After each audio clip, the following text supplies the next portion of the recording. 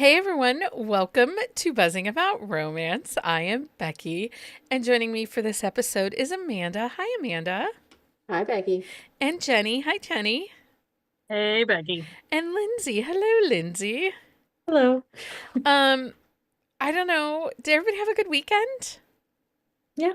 Yeah. Yeah? Think about it. Everybody had to think about it. Mine was really relaxed. We went to Costco yesterday. Um, had to load up on breakfast foods because gotta have breakfast foods. Muffins. Sydney got some of the pumpkin muffins. I'm not a fan. There's too much friggin' nutmeg and pumpkin allspice shit in them. No, but you like the donuts. I do like the donuts. Does your Costco do alcohol? No, because we're Ohio. We're silly like that. You have to go to the Ohio liquor store. I think one of the Costco's in Columbus is also an Ohio liquor store. But, yeah, we have to go to a special store for it. We have wine. That's it. Yeah, they do have wine and beer. So, Sydney was complaining she doesn't like the new muffins. Yeah, my kids don't either. Yeah. Do they taste different? I don't eat them. Or is it just gluten-free? because they're they're smaller. Yeah, I mean they're not giant. That's the only difference I can see. Like it doesn't feed 5 people at once. Although I did like them when they were bigger because it felt like you were eating like you get the blueberry one. It was like a loaf, like blueberry loaf, but I didn't have to buy the whole big giant loaf, kind of thing. Yeah. Anyway, Jen Ellen says they're smaller and the ratio is off to me. So apparently nobody likes the new muffins. They messed up the recipe when they made them smaller. Yeah. Maybe. I mean, baking is a science. It is a My science. husband likes to tell me. So. Well, and I struggle with pumpkin. So are any of you guys like pumpkin spice latte people? I'll usually like have one just to like get that going. I do like pumpkin bread though. So I like pumpkin bread. I like pumpkin rolls, but I like them when I make them. Or pumpkin bars. I love a good pumpkin bar. But I don't mind cinnamon.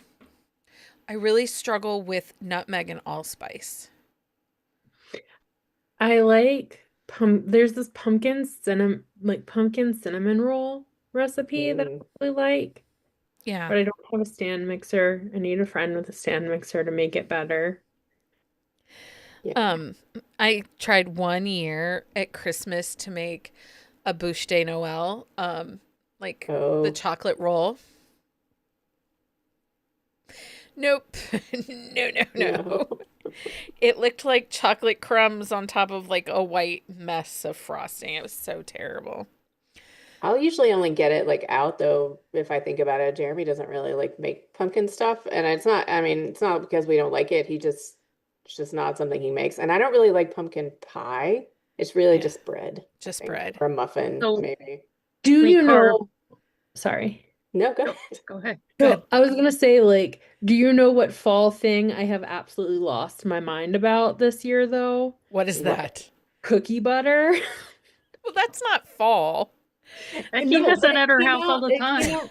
We have Dutch Brothers here, and like when we were in Arizona, Dutch Brothers is the option or Starbucks for coffee, and we didn't have like a coffee machine. So I was doing like Dutch Brothers runs every day and getting like 4 of these drinks, and like everybody, I was just gonna get like a cold brew and I was gonna be very basic, but then I was like, okay, 2 guys and a girl are all getting variations of this cookie butter thing, and I was like, I'm gonna get cookie butter cold foam on top of my cold brew for fun, and I lost it. And then Chobani came out with cookie butter creamer like 2 weeks ago here, and I was like, oh, I must get this.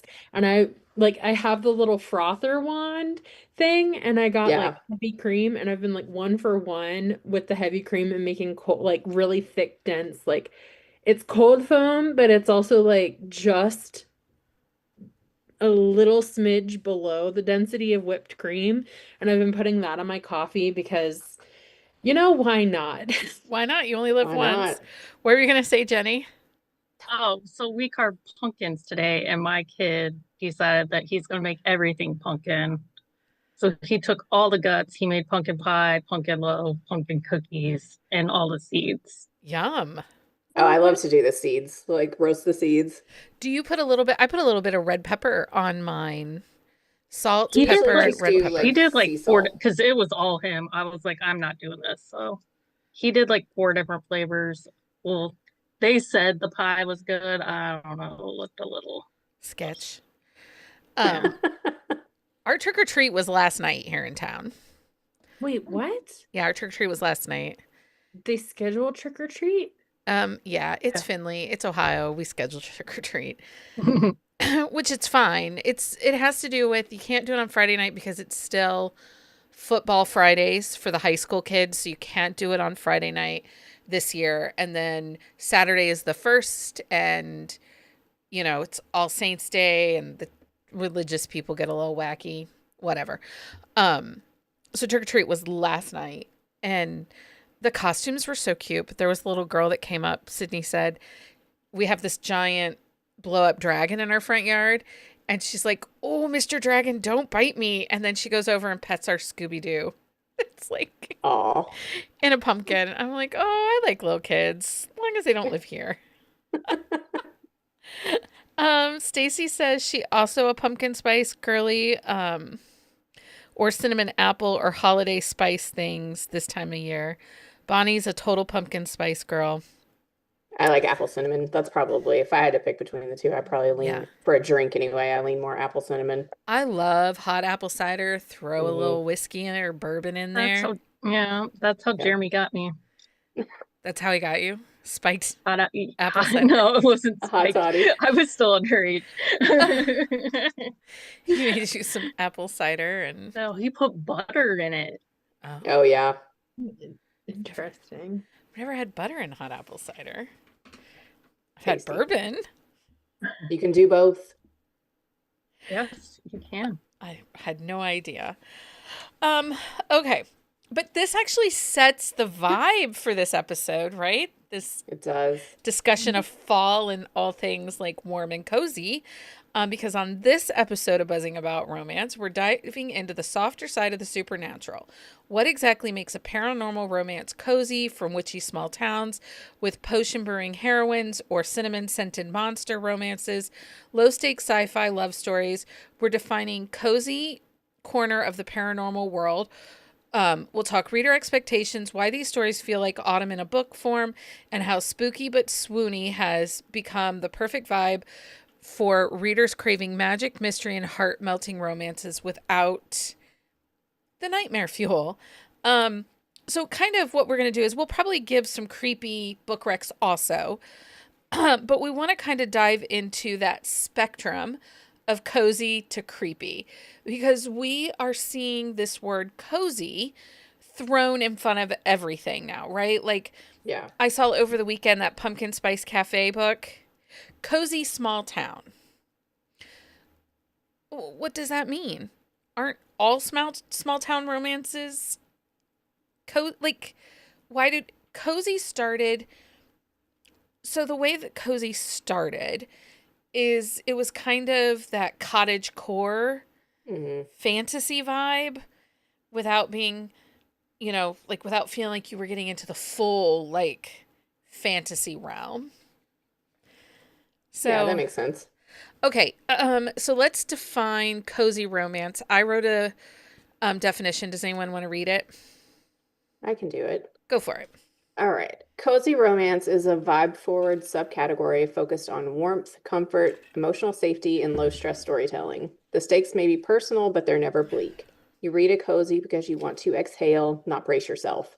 The emphasis is on connection, community, and comfort, with stories that leave you feeling hopeful, soothed, and charmed. Even when there's conflict, the tone remains gentle, reassuring, and ultimately kind.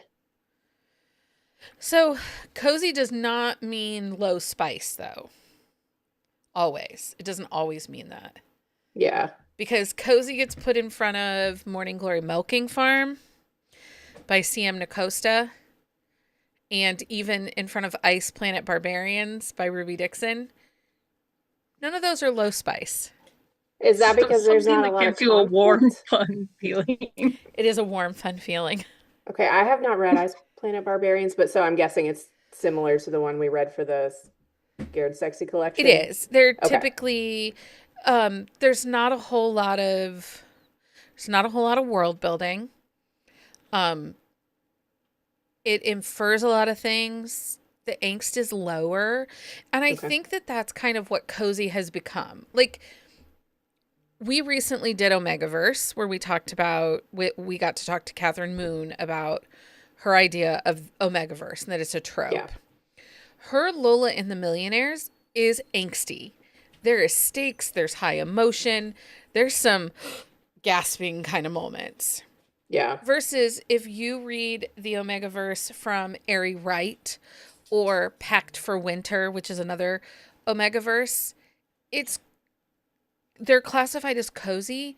They're simpler. There's not a lot of angst. It doesn't have any dark underlying tones to it. Yeah. I mean, that makes sense, associating cozy with angst. So I think more than anything, cozy is being used as kind of a safety word to say low angst, low stakes, low entry. Okay. Vibes only. Vibes only. Not necessarily, though. I mean, we've read some that are definitely like heartwarming, I guess, Yeah. and have some emotion. It's So cozy is not going. interesting. It's what, Jenny? It's interesting because, like, I thought of it kind of as like, because fairy tales seem to be, like they're comfort reads for a lot of people, but they are not cozy. No, not at all. So cozy is not going to have high angst, no dark romance undertones, no trauma-heavy backstories, no gritty realism, no adrenaline plots, so serial killers, cartels, and kidnappings, except we know that Bren Weaver, hers was called, this cozy horror rom-com. Same with Navessa Allen's Lights Out. They have had cozy put in front of them. Really? I did not know that. Okay. But they're more, I think it's because people are mistaking rom-com comedy for cozy. Oh, yeah. But, I think that falls, that can be a subcategory under cozy, not, Yeah. I think when you said that cozy kind of equals low angst, like that makes a lot of sense to me. And then it can or can't, it doesn't necessarily have to be a rom-com or not, but like I get the association with the low angst, but the rom-com doesn't define it. It doesn't at all. No. I think Go ahead.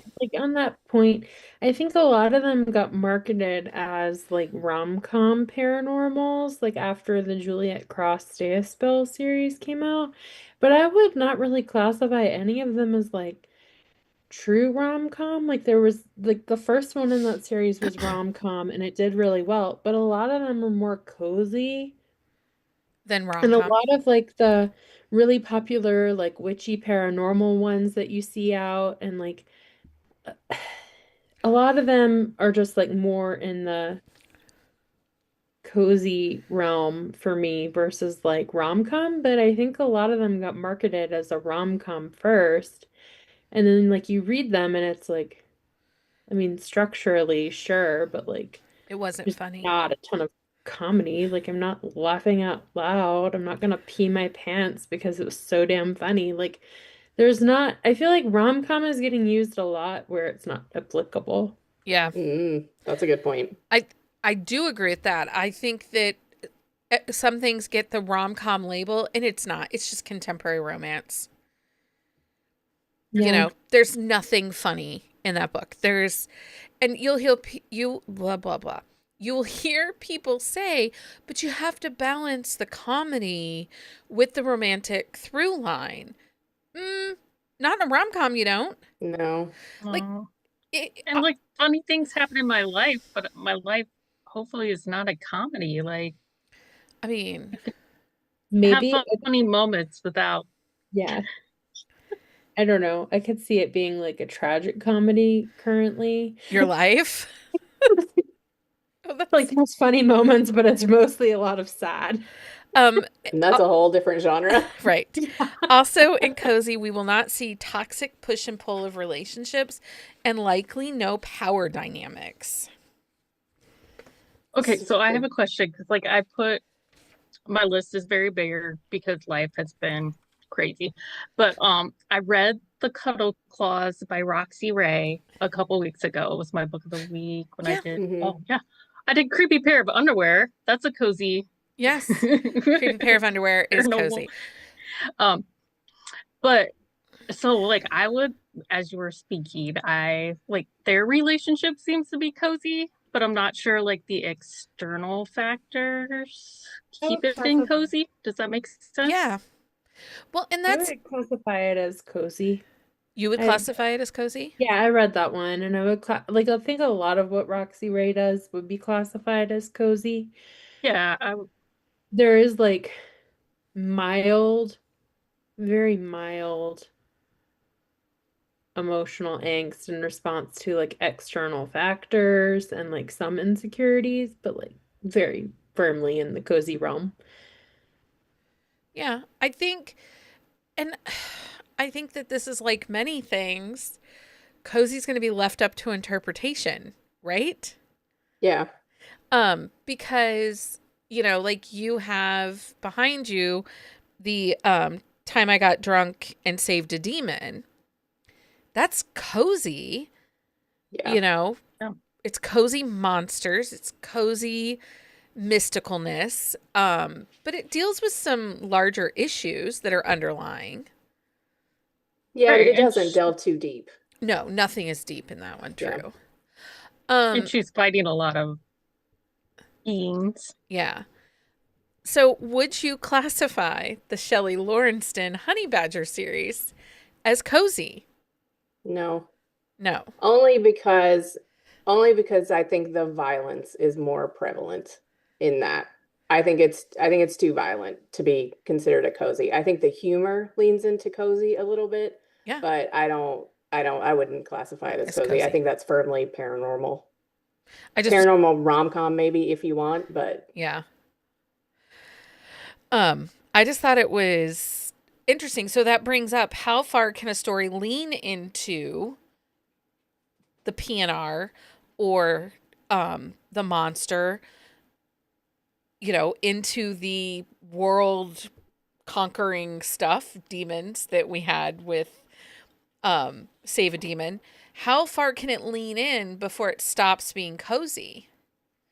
So like, the honey badgers, you feel like it goes a little too much because of the the fighting, yeah, the fighting, like I mean it's pretty graphic in the fight scenes. I mean, there's guns, there's. And while it doesn't delve too hard into like the romance or like a ton of their deep feelings, but I mean they have some larger issues. I mean they have, some no, I don't know. For me, I don't know. It's just kind of like I was like, no, I wouldn't. I mean, see, and I would say Ice Planet Barbarians is absolutely on that cozy line. It does deal with a little bit of like some power shifting and stuff because of, the fated mate, the breeding, yeah. purposes and stuff. But I definitely would say it's cozier than the Anna Hackett Aliens or that Zoe Draven sci-fi one that we wrote. Yeah, I wouldn't. Anna Hackett's firmly in like suspense Yeah. aliens, I think. But yeah, I mean, I guess like you said, it's going to be probably subjective for everybody. Yeah. And I think that the demon one leaned cozier for me. Like that was definitely the Demon Hunter, the Aurora Asher Oh, one. yeah. Definitely leaned Yeah, I was cozier going to ask to about me. that. I think it's like right there though. I mean, I think depending on how you read it, and I don't know, and I didn't read any of the rest of the series, but how deeply they go into like fight scenes or anything like that one's pretty cozy to me. I would say that one is cozy. Okay. Yeah, Absolutely. the whole series is like that. Yeah. Yeah. So yeah, I had that whole series as a cozy. That is it April, the witch ones that you read. April Asher, those are cozy too. They're all cozy. I would say those are cozy. I think there's a vampire one, a demon, and a werewolf. can't remember for sure, but all of those were cozy. Like almost all of the really popular like witchy Yeah. romances, the Lana Harper and the Lindsay Hall and um what Well, is her that name? The one who Secret does like the Society. regular witches. Yep. Yeah, the Secret Yeah. Society of Regular Sangu Witches. Like all of those Mandana. are very I think it's Lindsay Hall also writes like she has like she writes like both. She has like her cozy and then she also writes like a grittier paranormal. So she does both, which yeah. is interesting because I've never actually read her cozy. I've read her other. yeah. And then you like earlier you'd brought up an interesting point like with the Omegaverse book. Like I find that like if you're gonna get cozy paranormal werewolves or like wolf situations or like I guess Omegaverse is more like traits, not necessarily the shifting, but like I find those to be more firmly in like the like more of those tend to be cozy, which I don't think you would necessarily think of them that way. Yeah. But I definitely think they more tend to lean cozy versus, So I kind of did my line like if we think of Ashley Bennett's like Muscles and Monsters that she wrote, that series, to so that's the coziest of monsters, or the Honey Phillips monsters. Those are pretty cozy. And then on the more extreme side, like the very spooky side of monsters are going to be like Opal Rain, Katie Robert, Lillian Lark, Janika Snow. Like those are dark, dark, Yeah. dark, dark, dark. Um, so and it's like everything. It's a spectrum, Yeah. and Yeah. none of us are gonna be able to have the same exact vibe on the spectrum of cozy. But the concept of just adding the word cozy is supposed to make it like safe to read almost. Yeah, Yeah.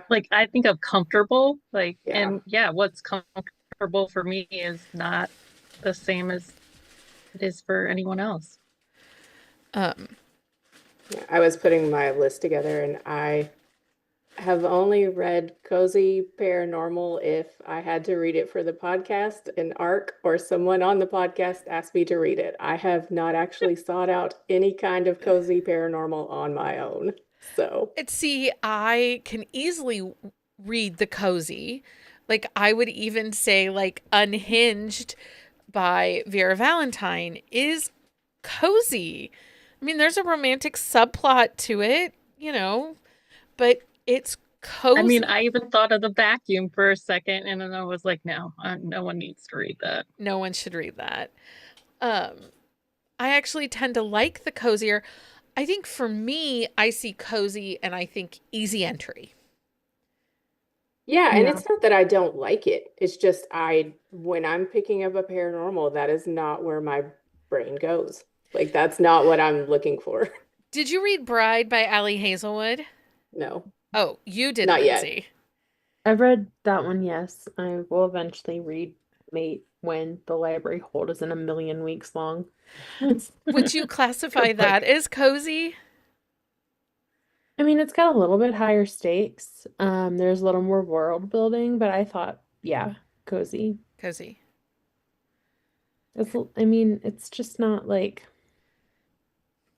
it's not super complicated. It's not like there's conflict, but there's not like a crazy amount of violence. There's not, I don't know. Yeah. It's a lot. I mean, I wouldn't classify it as vibes either. Like there's definitely substance to it, but So maybe just in the middle of it. I guess it was slow. It was long. I have heard that, and people hate the best friend, and that's the book that's the next one. And I mean, the best friend was such a tertiary character. I don't even remember. Lindsay, Lindsay's like I mean, I know they so were unamused by kidnapped. them. Like, sorry if I'm spoiling it. They were like kidnapped for like 75% of the book or something. But they were like such a tertiary character. They were not memorable at all. It's okay. There you go. They were part of the conflict resolution, like a critical part of the conflict resolution, but like it was, I don't know, it was fine. Okay. See how it goes the next book. Um, okay, so if I say, Amanda, we're picking up a cozy romance, what book? So let's talk about our list a little bit. Let's talk Okay. about what you have read that's cozy. Would you put Fan Service, that's our Wednesday book, up as cozy? I think it's like on that line. It's on that line. Yeah, I think it straddles that line for me because it is it has like cozy feelings because he's not really, you don't get too deep into the werewolf world. Like Yeah. there's not a whole lot going on there, other than it's just like something that happened to him. There's no like others. It's just him. And I think it gets, it gets deeper into kind of like social issues and things like that with her. So I I think like you could interpret it as cozy for the paranormal aspect, but I think it's a little deeper Okay. on like some other aspects. So it's like I would say like right on the line for me. Right on the line for you. Okay. If so, I'm telling you, pick me up a cozy read. What are you Okay. reading? Okay. So I think Good Spirits by BK Borison is leans into the cozy. It is also right there on the line, but you're getting those cozy holiday vibes. He's the ghost of Christmas past, but you're not getting any kind of scary ghost situation really. There's like some time travel. There are big emotions. There are definitely things happening. Again, I think it sits on that line for me, but Harriet and Nolan are like I love them. It's probably like a little more emotional, but like if I'm gonna pick something in that vein, it's probably like right there. Okay. What about you, Jenny? If I say, okay, give me a cozy book, what are you reading? um, the Wild Oaks.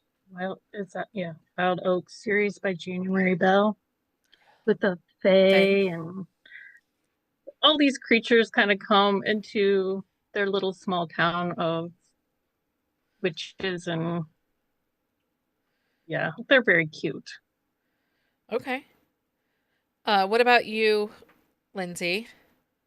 I haven't read this yet, but I came across it in my research. It's by Ashley Bennett and it's the Leviathan Fitness series. And Oh, it looks like, have you guys read that? I did. Becky has. I did. The audios It are screams phenomenal. they're not good. No, they're The phenomenal. Oh, they are? Okay, yeah. Because I was like looking at these and I was like, why haven't I read these before? It's also a complete series, and I was like, this sounds so cute, especially the second one, Tentacles and Triathlons. And I was like, I'm gonna read these are very high on my TBR list, after discovering them, but they screamed like perfect cozy fall read. Um, Merritt read them and was all for them. She loves them. But there's also the Warts and Claws Inc. by Cleo Evans that's in that same vein. That's it's an office. Is that the Krampus? Is that the one that has the Krampus or no? That doesn't Oh, no, okay. it has a succubus like Okay. and lots of queer undertones and different kinds of monsters mating, tails, weird tongues, it's a good vibe. Interesting flavors. Yeah. Flavor is the spice of life. Uh what A else are full you sensory experience. what else are you reading, Amanda? And I think we talked about this a little bit last week, but The Late Night Witches by R. Lee Wallace. There's really not any romance in the first book, but it's two sisters. It's very kind of cozier practical magic vibes because practical magic is kind of a little dark, but everybody's kind of like using that as a term to talk about cozy romances. But it's two sisters who are witches, and the one sister who's not really the main character, but she's like dating a vampire who's like decaying. And like so they have to like keep trying to put him back together in this basement and it's pretty hilarious, but it also like, they also deal with like the other main characters, like her husband's like away working with Doctors Without Borders and we're pretty sure he's, cheating and like all this other stuff. So she meets a new neighbor and I'm hoping like in the next book they're gonna get together, but it's very low romance in the first book, but it's very cozy. Yeah. What are you reading, Jenny? So I found this one today. It's called Cinnamon Rolls and Villainy, by Chantel A. Campbell. So he is a kind-hearted baker, and she's the villain that like has him serving her. And Oh, it's labeled as a friends to lovers, but he is a complete cinnamon roll. Okay. So I'm intrigued. Okay, 'Cause that I sounds good. don't feel like a cinnamon roll hero can be non-cozy. Well, this is true. A lot of yeah. cinnamon rolls would be a cozy hero. Yeah. What about you, Lindsay? What do you got? I have another book that I haven't read yet, but I've read other books by Ursula Dax. I have not read Chimera for Christmas, but I really want to read that because also cozy and monster. And then, the way I've been moving through my TBR, it's going to be the next holiday season before I get through everything. Fair, fair. I love Ursa Dax. Her alien cowboys are fantastic. Yeah, she does the orcs. I think I read her orc one. Yeah, so good. Yeah, she writes really cute books. So I think that author Honey Phillips is like the perfect example of cozy. She has cozy monsters, cozy sci-fi. Um, I have read 7 of her 8 books in her Fairhaven Falls series. It starts with Cupcakes for My Orc Enemy, Trouble for My Troll, Fireworks for My Dragon Boss. My I'm excited. I read it. It was called for My Ghost by Honey Phillips. And she has a new one coming out in time for, like, I think it's this week actually. Healed by My Hide. Oh no, it's not till November 6th. So it's a Dr. Jekyll, Mr. Hyde Nice. retelling. So totally recommend Honey Phillips if you are looking for that cozy vibe. And I would also say Merit. She has her summoning a demon, hell for hellfire. She tends to be on the cozier side. Her aliens are Yeah. probably a little more Aliens, intense, Yeah, the Yeah, we've got a demons. little. Yeah. but her demons are pretty cozy. Yeah, I would agree. Um, okay, what do you got now, Miss Amanda? Again, not really romance, but I would say The Legends and Lattes by Travis Baldree. Oh yeah, That's absolutely. very cozy. The second one's coming out soon, right? I think, or I is it think already it's out? out, but Is it out? Okay. it's actually Legends and Lattes that kind of started Yeah. the push of the idea of cozy. Yeah. So I was trying to think of ones I've read, and I've read that one. So Yeah, I mean, it's popular for a reason. yeah, I mean, it's like it wasn't like the most amazing thing I had ever read, but it definitely it's like that warm feeling. Like, nothing is really too high stakes. They're making coffee, like building a coffee shop. Like it's all very, I don't know, it's all very cozy. Yeah. So Okay, what do you got, Jenny? So I'm not going to sell this very well, but I stopped reading it because it was too cozy. Um, An Okay. Excellent Chance to Fall in Love by Anne Rose. It's sapphic. She's the one stuck in the like spirit Halloween type store. I think it's called, oh, Oh I yeah. forget what it's called. And so her love interest actually has her old job, but part of the like curse is like no one in town remembers her. Okay. Um, but it was super cozy and it was too cozy. That is fair. That's fair.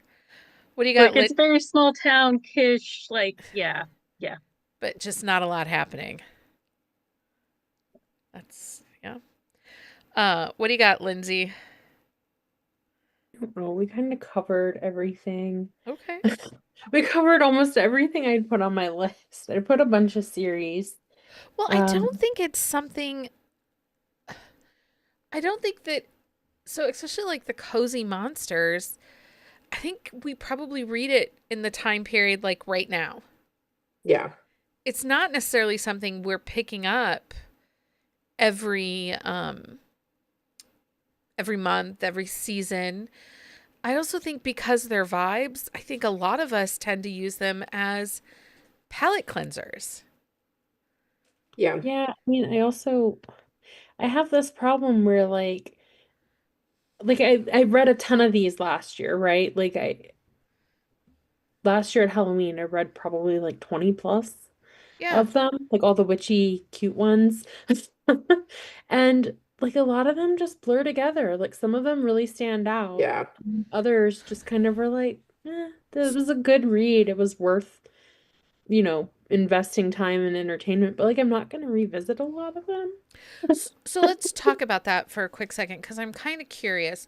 So if we have a book that's cozy, so we know this is low angst, low entry, not deep diving into much. I said we use these as palate cleansers, and they kind of do start to blur together.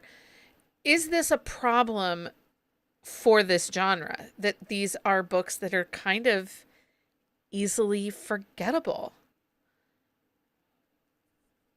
I I don't know that it's a problem for the genre because I think people are always going to be into that.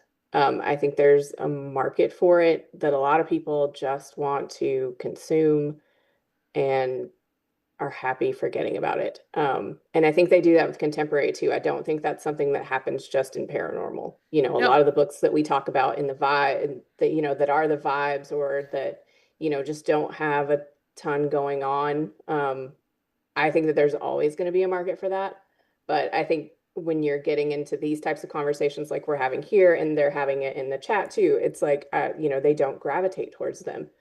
Um, Yeah, you Jen know, Ellen refers to them like Hallmark holiday That's what movies. I was gonna say. It's yeah, like the Hallmark movies of Yeah, paranormal. but like yeah, the ones that I've recommended are all like authors where I've read other books by them. yeah, I will read other books by them Yeah. because like there's some element of, I don't know, like maybe attachment to the story that I leave with when I'm done with the book. But a lot of them I'm just like, meh, you weren't even fine.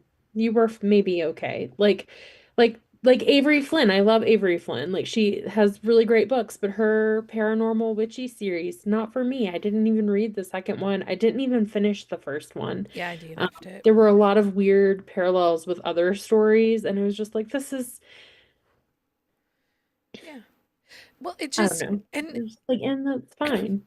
and I'm kind of mean to like the Laura Pavlov small towns because I don't feel that it gives me anything, right? Like there's nothing to yeah, sink my teeth in, there's nothing to hold on to.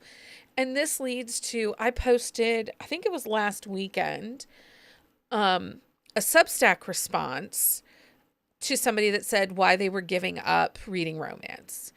And it came down to the lack of yearning, the lack of agency in a lot of the current popular titles, that it feels that was their take on it. That right now, romance isn't giving what romance was known for. But romance is also marketing to a totally different audience of people. Like we've been reading romance a long time. The marketing that is occurring today, none of it is meant for me as a reader. No. Like it's yeah, very much tailored to like the people who are going to spend a ton of money on special editions, the people who are going to buy every version of a I paperback. don't think it's The even people, geared for those people, Lindsay. I think it is geared for the new to the genre from 2020. yep, This is yeah. going to be the Gen Z, the older Gen Alpha, the ones that have never picked up a romance. They're reading. It's not that they weren't readers, but they probably read in grade school and middle school, and they have their Harry Potter house in their bio on Instagram. And Book Talk came along, and they were engaging with authors. And as readers, they found this whole, what do you mean? There's sexy books about yeah, magic, or a lot. I think that a lot of the new to romance readers are ones that came over from fanfic, that was their Oh, that's the majority of yeah, their that would make reading. sense. It was Yeah. fanfics, and now people are saying, wait, you can have We that. can make money off of those people. Well, but you have publishing saying, yeah, we can make money off those fanfic authors, but you have those fandoms saying, wait, there are books out there that are full novels that aren't episodes that have sex in them and talk about different things, and maybe there's weird stuff and tentacles. And I think that those new to romance readers, the ones that just picked romance up in 2020, are who the book 5 years later, those are the books we're getting right now. Yeah, and I think too, in playing into that, those are also the children who were growing up in COVID, and maybe just they don't want any more angst in their lives. Which what I mean? Which is very fair. If we look at the current, if we look at the current political environment, it's a lot safer to read a queer monster, two orcs railing each other, than it is to turn on your evening news. Yep. Or to look at social media. Yeah, so I think there's a lot of factors involved. But yeah, I think those are big ones. I think a lot of people became readers in that time frame too that hadn't been before, because like a lot of people don't want to leave their house anymore. Like we haven't come back from that, not the same. No. It's so a lot of people would just rather stay home and read. Well, and it's really interesting because so for like Jenni and I, for our children, they are technology natives. They've never not known technology within their lives. The rest of us are technology immigrants. We had to learn to adapt to use the technology within our lives. But if you actually look at the stats of books that are selling, a lot of the new readers, so those young millennials, the Gen Zers, the Gen Alpha, like that 20 to 32 age range, 18 to 32 age range, they don't want to read on a Kindle. They want paperbacks. Like, my child was like, hey, can I have a Kindle? And I'm like, yeah, sure. I was so excited. And then she'll be like, okay, but can I get the paperback of this? I'd rather read the paperback. And I'm like, too. Huh? That's weird. But you My can't nephews touch are any the of same. these. Don't touch these. You have to get your own. My nephews are the same, and they come in and they've got like these books that are just like torn to pieces and like whatever. And I'm like, oh, okay, Stop. whatever makes you happy. Whatever makes you happy. But yeah. In a perfect world, if I could afford to only read paperbacks, I would. But like, that's for people who are reading 30 books a year. Like, Yeah. and even then, it's like your And, book I budget mean- is still like 35, 40 bucks a month. And that's like, to me, like I get more bang out of my book budget if I use Kindle and the library and like audiobooks and things like that. You're not Like wrong. I think it's just a totally different approach to reading. It is. And, we have to learn to adapt. And I think we saw something similar. So kind of like this cozy movement, this vibe movement that we're seeing right now. If we go back to 2010 and look as 50 Shades of Grey came on to the market and how what was talked about and acceptable in books changed, right? Because previous to 50 Shades, the erotica would have been outliers. You wouldn't have seen them in your stores. Higher spice romances were not in your stores outside of the old bodice ripper authors. And up to 2010, we all knew about it, but you really had to go to the bookstore and know what you were looking for. On average, you wouldn't have found that kind of stuff. Then in 2010, you have this commercial market success of 50 Shades of Grey. And all of a sudden, we're talking about BDSM and romance. We're talking about power dynamic plays. And, all these authors are coming onto the market. I mean, have always been indie authors. There just was more space starting in 2010 for them. And it changed the spice level and expectations in the book. And then, with 2016 and what happened in 2016, that squashed the spice level. And we saw that, right? Like we saw all those books that were being published 2018 to 2020, at least in the trad pub line, they had no spice. Like everything felt like it had been just washed and starched and there was nothing to it. And I think that the response to everything that we dealt with in 2020 and now again currently, everything is vibes, low angst, because the world around us is so high in angst or whatever we want to call it. High in something. And so I think this cozy movement, I think it's here to stay. But I think that it's going to lead to more of the conversations of why isn't there more yearning? Why aren't we seeing more stakes? You know, I mean, and I think it's there. You just have to look for it. Like Yeah, it's I not would like agree. I don't think it's not that, that there aren't authors that are writing it. It's just they're not the ones being marketed, which, Well, yeah, it goes back to the conversation I think a couple weeks ago we had. Like, we're immersed in the book yeah. world, yep. and like other people don't know you can look on the internet to find books.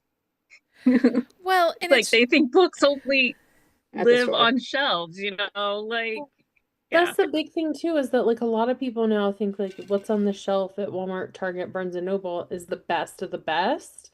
And that's not the Yep. case. Like I will just shout to the moon that those are the books that sell well and have been marketed thoroughly and have large followings to make them profitable, but that doesn't mean they're all good. no. Like they're fine. Like they're fine. There's nothing wrong with any of the romance Well, books. but it's also They're then, not like exceptional. we look at things like, so my mother probably reads 250 books a year. She does audiobooks. Mhm. It's probably 250 books a year. And she really is not in one reader group on Facebook. She keeps a little list in a notebook of all the authors that she likes. And she'll, With their red list. yes, she has a red list. Yeah, and then they're like, "Can you find me this book?" And I'm like, I can't even read that. I don't know what you're Sure. saying. Right. And my mom doesn't even go into the library very often. She did get her San Antonio library card. But she does it online because early on, 2010, we showed her how to put her audiobooks on an MP3 player, which she doesn't want to listen to them on her phone. She wants them on the MP3 player, which if that MP3 player dies, I don't know that we'll ever find her another one. Because the MP3 player doesn't connect to Wi-Fi, so the borrow never runs Goes out. away. She has to delete it. She has to go in and delete it. So if she doesn't get to the book right away, she's got time. So she'll stack a series. Like if she gets Okay. book 2, 6, and 8, and then she'll stack the series and wait to go and just binge listen to them all. Yeah, I don't blame her. But we talk, I feel like I yell that all the time to authors, like, readers are not engaged in online spaces. Your readers, that's why I say, spend money on your Facebook ads, spend money on your Amazon ads, because they're not over on Instagram looking at that. They're still wishing Instagram was the 2012 Instagram of food pictures. Yeah, it's never gonna be.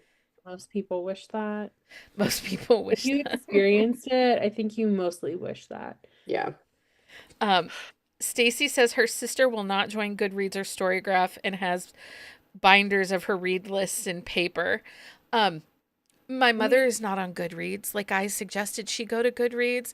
She uses Fantastic Fiction to figure out exact order of books, but outside of that, she is not going to join Goodreads.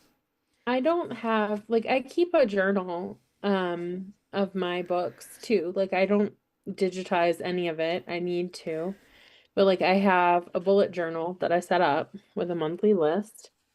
Well, you can't see because my camera is terrible. But I keep like a journal with a monthly list. And then at one point I used to like write stars down for them, and then like I draw a little icon whether or not I listened to it or eyeball read it. And then like what I did in the series, and like you can tell when I'm in a comfort period because it's just like I'm reading binging whole series like Yeah. of books I've already read before. But yeah, I do mine that way too. Just because like I like I use so much brain power when I'm on the computer all day at work. It just like having to use technology for anything outside of work is just mentally exhausting. Yeah. Well, and Bonnie brings up if it wasn't for Amazon keeping track of borrows, I wouldn't have a clue what I've read or not. Same. Okay, listen though, I still download a book and start reading it and think, I read this before. They're doing us dirty with these dang cover changes. Like, do you know how often I go to download a book because I'm like, oh, that's a cute cover. This sounds like something I might like. And then I'm like, oh, I didn't actually need to do that because it said I read it here in 2022 Yeah. or whatever. And it just has a new cover and I don't remember because everything used to be people or whatever. And now it's all illustrated, which is fine. Which I think goes into a little bit of this cozy. Like you expect a cozy book to be illustrated, Yeah. but now freaking everything is getting Everything is illustrated. illustrated. Dark Yeah. romance has got illustrations, like all the flowery dark romance covers. And just like, wow. Yeah. The concept of cozy is really interesting to me. And I do think that this plays into some of the vibe situation that we're kind of trying to figure out. And do I love everything I'm reading and everything new coming out? No. But I don't know that I would have loved everything that was coming out back 20 years ago either. Do you know what I mean? Yeah. Like you had your very specific authors that you like to read.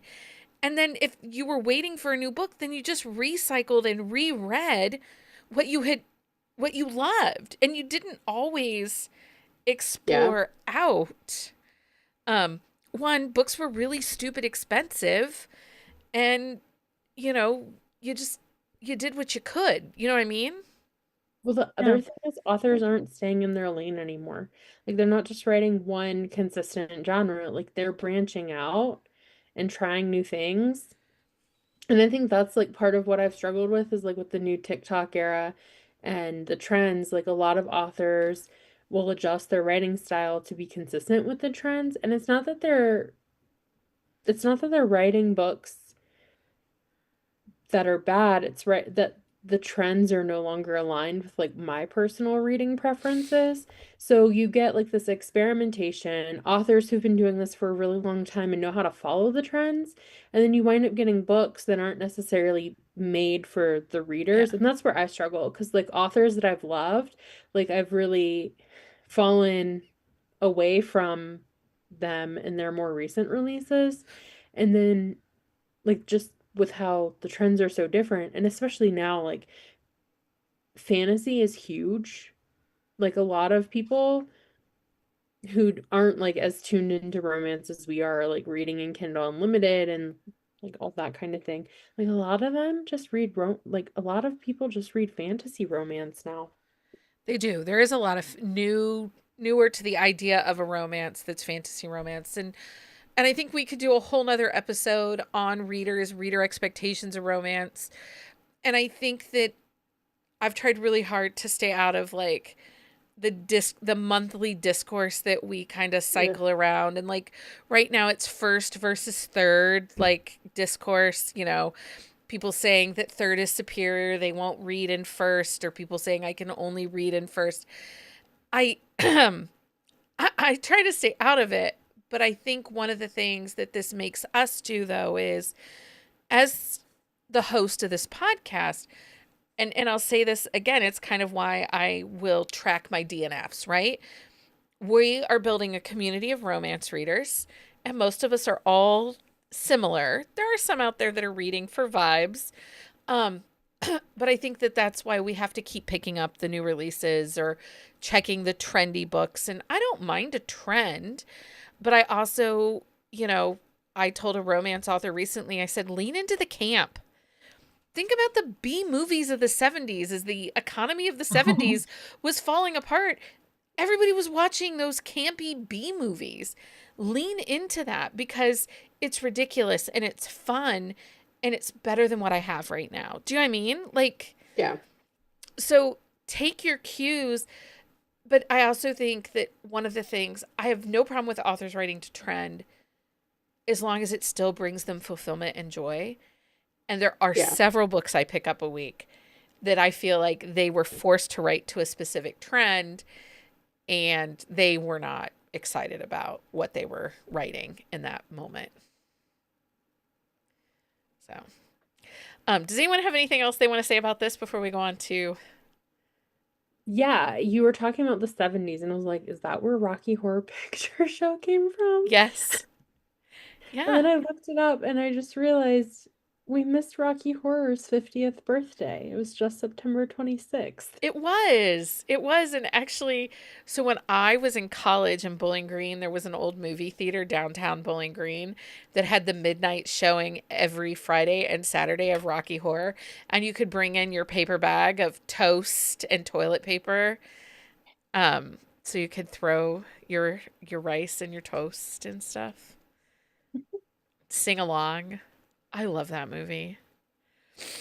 The underwear run. Yeah. It's fantastic. It's a classic. Okay. So I was sitting here thinking, like, when we started on, everyone's like, I don't really have any book recs. I was like, this is going to be a really short episode. Look at us. It is not, because we talked about other things. Okay. So guess what time it is, you guys? It's that time. It's that time for Book of Oh, the Um, Week. Book of the Week. Jenni, what's your book of the week? Reproduction by Penny Reed. It is the second book in Fundamentals of Biology. It's a trilogy. Definitely has to be read in order, but she's releasing them like October, November, or September, October, November. The next one comes out next month. Yeah. Is it just Penny Reed He's a magic? villain. he's a villain. Well, she didn't plot this series, so she just kind of like ran with it, and there was definitely like a big twist at the end of this book. So we'll see how she fixes it. Okay. Like I haven't read concerned? I Well, am like, all three are out. Lindsay, did you love Martin? I did. Okay, so yeah. 100% a villain, but yeah, he Okay, so yeah, you will love this series. Like, he has got himself in a big hole. Okay. When do the next set of the paperbacks of the Winston brothers come out then? To be determined, because they didn't think the beards were selling, and then Oh. decided that they were. Oh. they held the cover on the third Yeah. book. Apparently, they held the cover on Yeah. the book because they wanted to see how the first two did before they made a design change. And then they agreed with Penny. I'm sorry, but like if you're gonna start releasing a book series and you change the covers in between, like your reader base is gonna freaking mutiny. They are, but I'm telling you 20 years ago, they wouldn't have. Because if we look at our series, how many of Right. our series have, Yeah.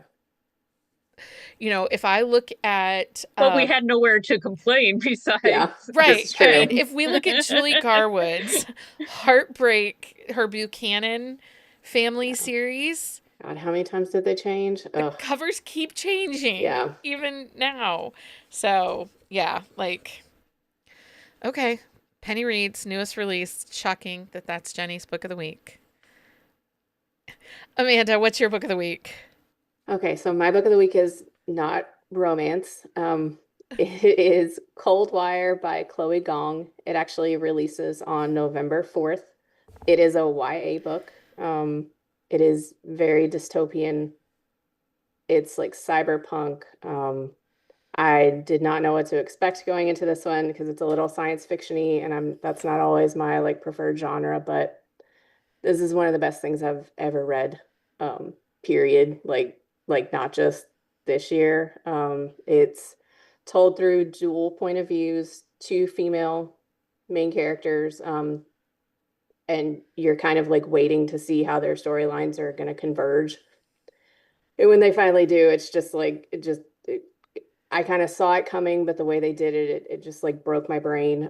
Like I finished this book and I was just like sitting there staring at the wall, like not knowing what to do.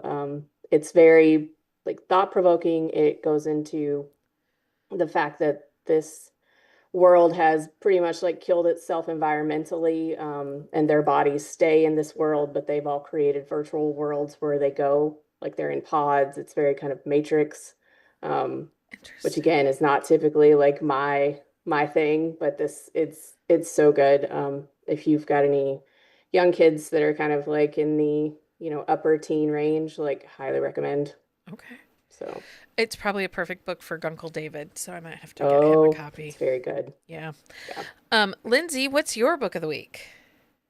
I am gonna do another one that's for a sip and discuss, but I had to finish my Zom rom-com by Olivia Dade this week because of library holds. I think this might be my favorite read of the whole year so far. Okay. My favorite new read, I would say. Like I've reread some stuff. I haven't really enjoyed a lot of what I've like. I mean, I've enjoyed reading this year, but I haven't like really loved anything. And this book really surprised me. Yeah. Like like the banter between Max, and I keep forgetting her name, but what like my memory is so bad lately.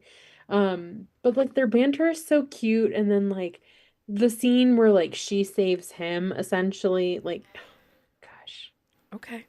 it's very I really I really enjoyed it, and I'm excited we're going to talk about it in a couple weeks. So, yeah, me too. um, Be fun. okay, my book of the week is Tempt by Adriana Locke. It's book one in the Peachwood Falls. It's small town. Um, Everyone knows your secrets. A guarded single dad meets the one woman he can't resist, no matter how hard he tries to play it safe. Childhood crush, grumpy sunshine, small town single dad. I really liked it. I really liked it. I like Adriana Locke's books for the most part. They're usually pretty consistent. Um, and I just haven't read her in a while, so I picked up her small town. And I was pretty impressed, and I probably would continue on with this series. It looks really good. I've been looking at it. Yeah. Lots of found family vibes in the small town, which I kind of was appreciating. So, um, okay. Make sure you are back here Wednesday for our discussion of Fan Service by Rosie Darnan. I'm super excited to talk about this book. Are you on Wednesday's episode, Amanda?